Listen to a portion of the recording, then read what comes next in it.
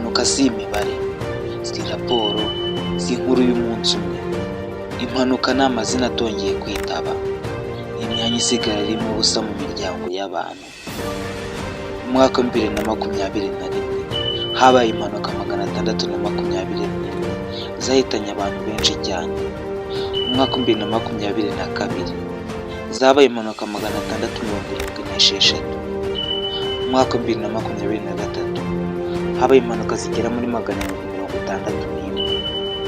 Mu mwaka wa 2024 zaragabanutseho gatoya zi mu 751.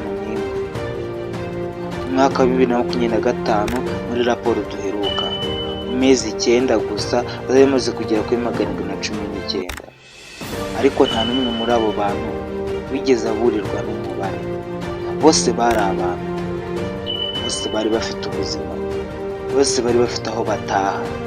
Uyu munsi tugiye kwibuka impanuka 8 zakoze ku mitima y'Abanyarwanda muri uno mwaka wa 2025.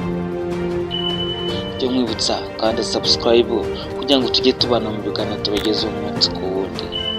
Reka dutangire tuva ku mpanuka ya 8 tugera ku ya mbere.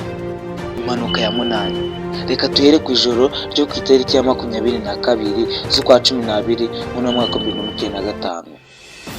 Ni impanuka polisi y'u Rwanda yatangaje ko impanuka ikomeye y'ikamyo itwara ibikomoka kuri peteroli yabereye Kicukiro mu ijoro ryo ku itariki ya 22 Ukuboza 2025.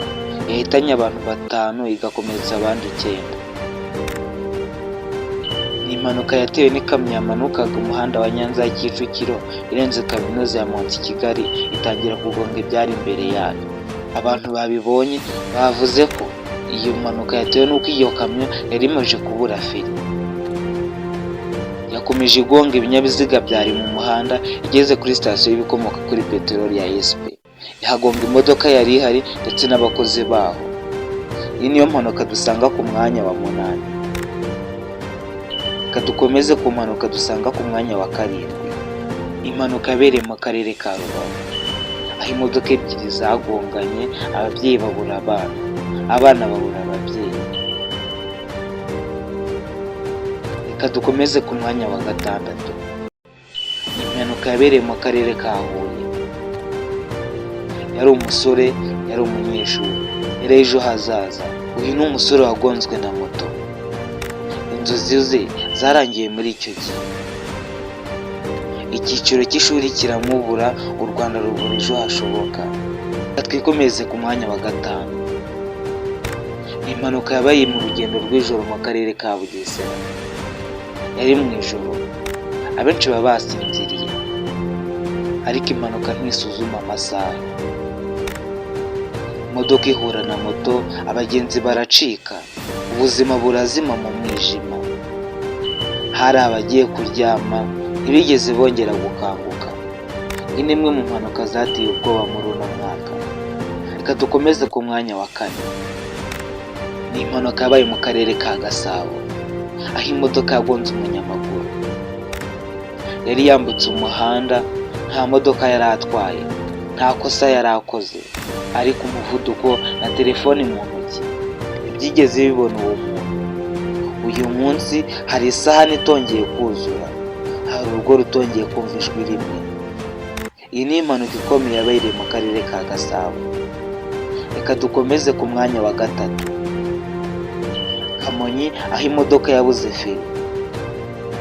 Iyo imodoka ibuze feri haba hari amahirwe menshi ko ubuzima bw'umuntu bushobora kugenda. Ni imodoka nini yagiye ikagonga izindi, abantu bahurira n'urupfu batateguye. Amasegonda make, amateka y'imiryango myinshi ahinduka burundu. Iyi ni imwe mu mpanuka zikomeye zabereye mu karere ka Kamonyi. Reka dukomeze ku mwanya wa 2. Impanuka yabereye mu karere ka Gicumbi yahitanye umumotari n'umwana we. Yari umubyeyi, yari umurinzi w'ubuzima bw'umwana. Umwana yicaye inyuma, nta cyaha yari azi, ariko imodoka yihuta, uburangare buke buhindura byose. Umwana ntigeze amenya icyo impanuka ari cyo. Yamenye gusa ituze ryo kutongera kumva isi. uyu munsi hari umubyeyi uba hari ku mutima warapfuye. Iyi ni imwe mu mpanuka zikomeye zabaye muri uno mwaka. Reka dukomeze ku mpanuka iteye agahinda yabaye muri uno mwaka. Impanuka yabaye mu kibaya cyo mu karere ka Rulindo, mu misozi ya Rulindo. Hari aho umuhanda utajya ugira imbabazi.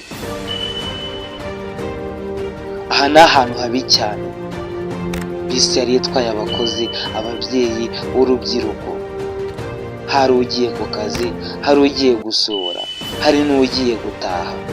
Mu kanya gato bisi irenga umuhanda igwa mu kibaya. Induru ziraceceka, inzozi zirapfa, imiryango isigara ibaza ese yari akwiye kugenda uwo munsi. Iyi ni imwe mu mpanuka zikomeye zabaye muri uno mwaka. Iyi ni impanuka yabereye mu murenge wa Rusiga, aho bisi yari itwaye abagenzi yerekeza mu karere ka Rubavu, ngo ko imodoka yashatse kudepasa maze ituboka ipine, maze igonga igiti cyari ku ruhande, maze impanuka yibarangura. Abagenzi bose, imodoka agiye kugera hasi, abagenzi bose bashizemo. Hapfuye abantu barenga 20, abandi barakomereka. Iyi ni impanuka yateye agahinda muri uno mwaka. Imiryango ya benshi yabuze ababo kubera impanuka.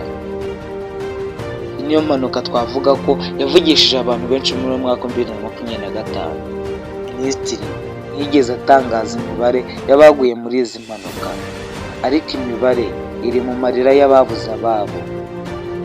Niba ugiye gutwara, ibuka ko ubuzima ari bumwe gusa. Umuhanda si uwo kugerageza amahirwe, ni uwo gusangira ubuzima. Wakoze kubana nanjye. Ngo niba ugeze ku uno munota, kandira kuri subscribe kugira ngo tujye tubana ku biganiro tubagezaho umunsi ku wundi. Nawe tubwire muri comment impanuka wumvishe ikagukura umutima. Jya mpamagara Gustave niko nitwa. Ciao ciao, hasta la vista.